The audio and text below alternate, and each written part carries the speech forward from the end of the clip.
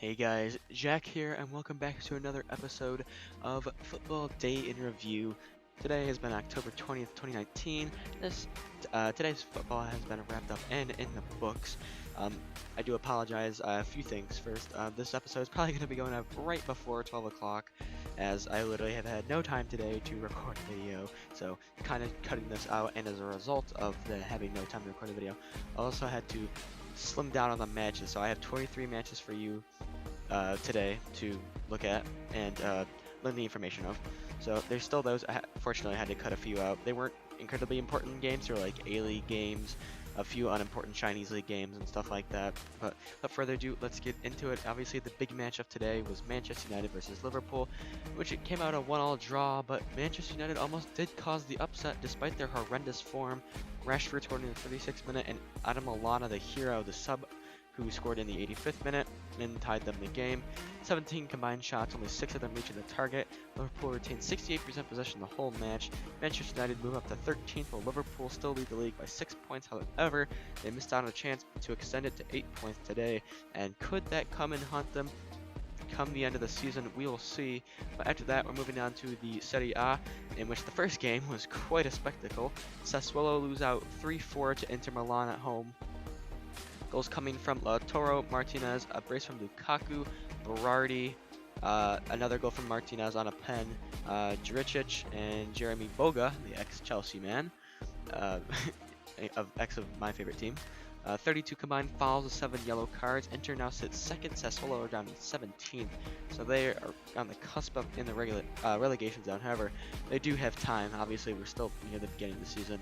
25 combined shots, 11 of those reaching the target. So again, percentages not all that great. Next game was Cagliari versus Spal or SPAL. 9-goal had an absolute screamer in the 9th minute before Paulo Farago made it 2-0 in the 67th minute. Cagliari now in 5th, Spal sit 18th in the relegation zone. Both teams had 5 shots on target, with Cagliari having 16 shots. Spal had 12. Cagliari have 4 wins and 2 draws in the last 6 games, so they are on a fantastic run of form. And should they keep that up, they may be qualifying for European football next season. However, we'll have to see when that time comes. Next game was Sampdoria versus AS Roma, which was a 0-0 draw. Over Justin Kluivert did get himself sent off in the 86th minute. Roma had 65% possession the entire match, but only managed 1 shot on target from 9 attempts, so pretty pitiful attacking from Roma. 24 combined fouls with 5 yellow cards, obviously the 1 red going to Justin Kluivert. Sampdoria still sit bottom of the league, while Roma are in Europa League contention in 6th place. The game after that was Udinese versus Torino, in which Udinese came out 1-0 winners. Stefano Akaka, the former Watford man, got the only goal of the game in the 42nd minute. There's 29 combined shots, with 7 of those being on target. 35 combined fouls, 6 yellow cards, so it was quite a dirty game. And it really was a mid-table clash, as Udinese now sit 11th, Torino in 10th. So the next game after that was one of the higher scoring games of today. Parma taking on Genoa, beating them 5-1. Kushka Cornelius hat trick, and then Pinamonti getting a goal back for them. However, Kulusevski made it 5-1 in the 79th minute. Genoa had 63% possession, having 5 shots on target from 19 shots. However, Parma, 22 shots, with 7 of those being on target, and 5 of those went in, so pretty clinical on their part. Genoa in 19th, Parma in 8th, so Genoa really just not having an all-around great time. However, Parma are very good. I don't remember them being particularly spectacular last year, so I'm pretty sure that's a fairly decent league position for them. And now the last game of the Serie A for today, it was AC Milan continuing their downfall, really. Kind of like Manchester United, except, actually, you know what? No, they pretty much started around the same time, didn't they? They tied 2-2 with Lecce. Hakan Çalhanoğlu had a really, really good goal. Highly recommend watching the highlights. Kuma Babakar equalized in the 62nd minute. Piatek finally got another goal. And then in the 92nd minute, Marco Calderoni got the equalizer, so heartbreak there. Lecce in 15th, AC Milan struggling down in 12th. Milan had 22 shots, 6 of those being on target. Lecce had 13 shots, also 6 of those being on target. Both teams with 3 losses and 2 wins in the last 5 games, so very similar records now. And I can also add a draw to that record as well. So now we move on to La Liga. First game of this was Deportivo Alaves versus Celta Vigo, in which Alaves ran out 2-0 winners. Lisandro Magayan and Lucas Perez got the goals. Celta Vigo maintained 62% of the possession the entire match, so significantly dominated possession over Deportivo Alaves. However, they managed 2 on target from 14, so horrible percentage there. Alaves gave away 20 of the 25 fouls in the game, getting 5 yellows in the process, so they literally sat back, but still managed to get those 2 goals. Tactical fouling obviously looked like it was at play there. Alaves set 14th, Celta Vigo on the cusp of the relegation zone in 17th. Next up, it was a 3-1 victory for high-flying Real Sociedad, I should say, against very much struggling Real Betis. Moron, Javi Garcia own goal, William Jose, and Portu were the goal scorers in that game. Possession was split down the middle, obviously 50-50. Sociedad set in a very, very good 4th position. Betis all the way down in 18th in the relegation zone.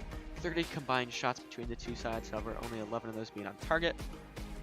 Next up, it was Espanyol versus Villarreal, in which Villarreal took the points away from Espanyol at home with a 1-0 victory. The goal coming in the 17th minute by Carl Toko Akambe. Possession once again was split down the middle. 29 combined shots, only 8 of those being on target. Again with the bad percentages. Espanyol sit 19th, so another team in the relegation zone. Villarreal in 7th. After that, it was Atletico Bilbao against Real Valladolid. It was a 1-1 draw between the two clubs, and Naki Williams scored in the 33rd minute before Inigo Martinez unfortunately turned it into his own goal in the 71st minute to make the game draw 1-1. Bilbao sitting in 8th, Valladolid sitting in a very respectable 12th position. Bilbao had 19 shots with 7 on target. Valladolid had 9 shots with 3 of those being on target. Valladolid now have drawn 4 of their last 6 games, so they turn a few of those into victories, and they could actually have a very respectable record come the end of the season. Another game in La Liga was Sevilla and Levante, in which Sevilla ran out 1-0 winners. Luke de Jong scored the goal in the 86th minute to give Sevilla the win, so heartbreak for Levante there, unfortunately. However, 5 shots on target from 19, 5 shots on target from 12 for both of those two sides respectively. Not all that great. Sevilla sitting at 6th, so they're qualifying for Europa League at this point. Levante in 11th. Sevilla's inconsistent form continues, with their last 6 games having 3 wins and 3 draws. So now that we moved on from La Liga, we have the Bundesliga. First game of the day was Köln versus Paderborn, in which Cologne, is it Köln or is it Cologne? I'm going to say Cologne, the American way, in which Cologne ran out 3-0 winners over the struggling side. Terodde, Schwab, and Bornau got the goals. Cologne in 15th, Paderborn bottom with only 1 point, so pretty diabolically bad from them. Paderborn had 9 shots all game, with only 1 of those reaching the target. Paderborn now have 5 losses in their last 6 games, so all around pretty terrible form from them. And now the last Bundesliga game of the day, it was Hoffenheim versus Schalke, in which Hoffenheim ran out 2-0 winners. Kramaric and Bebo got the goals.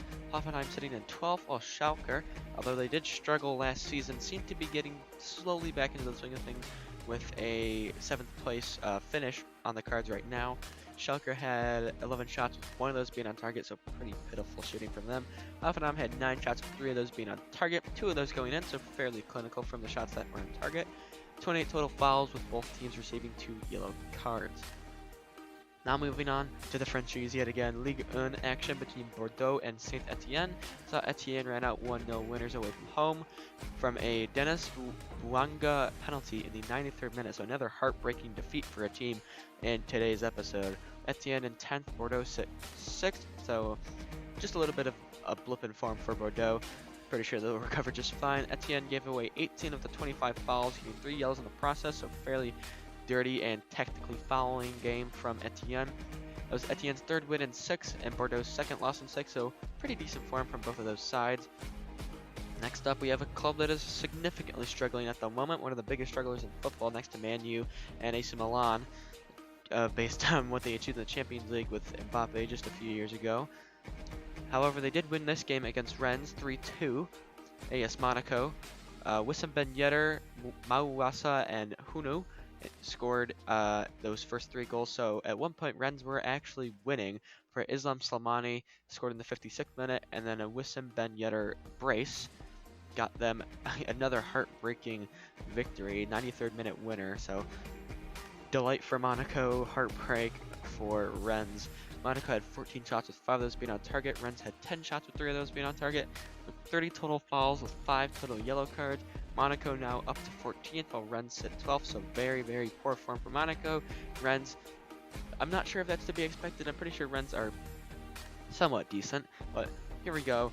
Last game of Ligue 1 action for today, it was Marseille taking on Strasbourg. Strasbourg had a fantastic season last year. However, they did not beat Marseille. Boubacar Kamara got the goals going in just the third minute of play before a goal right at the end of the game from Kevin Streetman on a penalty, 95th minute. There were 21 combined shots, 8 of those being on target, 28 fouls, 5 total yellow cards. And Marseille now in 4th on goal differential. Strasbourg now bottom on goal differential. So the goal difference playing a pretty big part in both of these teams' league positions. Now we have a little one-off game here. Only game in the championship today was between Wigan Athletic and Nottingham Forest, which Wigan Athletic surprised a few by winning at home 1-0 against Nottingham Forest, who are doing pretty well for themselves so far this season. Jamal Lowe got the only goal in the 35th minute. There are 34 combined shots, 8 of those being on target, so horrible percentage right there. 20 fouls combined, 4 yellow cards. Wigan sitting in 18th, Nottingham up in 4th, so they are in the playoff positions. But can they keep that form up for the rest of the season? Now, fairly interesting games here in the MLS. Philadelphia Union taking on the New York Red Bulls in the MLS playoffs. Now that we're actually in the playoffs, you see the little asterisk by the Philadelphia Union. That just means they won in extra time. So here is a scoring summary of the 4-3 game. Sims, Parker, Bedoya, Barlow, Elliott, Picault getting the goals in normal time, and then a 106th minute winner from Marco Fabian sent Philadelphia Union through to the quarterfinals. 62% possession for Philadelphia, 31 shots with 9 on target, so absolutely peppering the goal of Luis Robles. 30 combined fouls, 5 of those being yellow card worthy. Philadelphia into quarterfinals taking on Atlanta, and they'll probably lose against Atlanta because let's be real, Atlanta are pretty good. And next, MLS round of 16 game, I guess you could say, coming up. Minnesota United, their season has come to an end against the LA Galaxy, in which the Galaxy ran out 2-1 winners. Leggett got the goals going in the 71st minute before Jonathan Dos Santos got the second of the game in the 75th minute, so very close. Jan Gregush got a goal in the 87th minute, however, it was too little too late for Minnesota. LA Galaxy advanced to the quarterfinals and face off against local rivals LAFC, so there's an El Trafico quarterfinal. There's 29 combined shots, 9 of those being on target, 22 combined fouls, 4 of those being yellow card worthy. And now we move on to the last section of games here today. It was the Chinese Super League, Tianjin Tieta, excuse me, I probably butchered that, faced off against Beijing Renhe, in which Tieta ran out 1-0 winners. Sanjo Wagner, former Bayern Munich man, really don't understand why Bayern even bought him in the first place, and they're just going to sell him to China right away. But he got the only goal in the 59th minute. Tianjin had 70% possession, so very possessive game from them. 5 shots on target from 12. Probably could have done a little bit better with all that possession, but 32 fouls combined, 3 yellow cards. Tianjin in 7th place. Rennes rooted to the bottom of the table, so they're going to look like they're going to be going down. And next up was Jiangsu Suning versus Hebei? Not too sure. Hebei Chinese or China Fortune, in which Jiangsu Suning ran out 4-1 winners. Santini, Wu Ji, Miranda, Zhu Xingdong, and Wu Ji's brace were the goals of the game. Suning had 63% of the possession, 5 shots on target from 8 attempts, so pretty good stats right there from Jiangsu Suning. They also sit in a respectable 5th position. Hebei China Fortune down in 13th, so mediocre from them at best. Suning continued great form with 4 wins and 2 draws in the last 6, so unbeaten form from them. Next game up was Shanghai Shenhua against Dalian Yifeng, in which Shenhua ran out 2-1 winners against Dalian Yifeng. The ever-elusive Yannick Carrasco, always looking for a route back to Europe apparently, scored in the first minute before Moreno and Odion Gallo, so all your former European players, I believe. I believe Moreno was a European player. All ex-European players in China getting the goals in that game. Shenhua had 6 shots on target from 15 attempts, and Dalian Yifeng had 6 on target from 8. So they did get shots on target, they just could not finish. Shenhua sit 11th, Dalian Yifeng sit 8th, and that was only Shenhua's 2nd win in 6 games. Pretty bad form from them. But yeah, guys, that is going to conclude this episode. I'm really sorry. There was a few games in here that I wanted to put in, but I just don't have the time if I do want to keep this consistent upload schedule going. So if you guys did enjoy the summary of October 20th, 2019, make sure you leave a like on it. Yeah, guys, I've been Jack, and I'll see you back tomorrow for October 21st.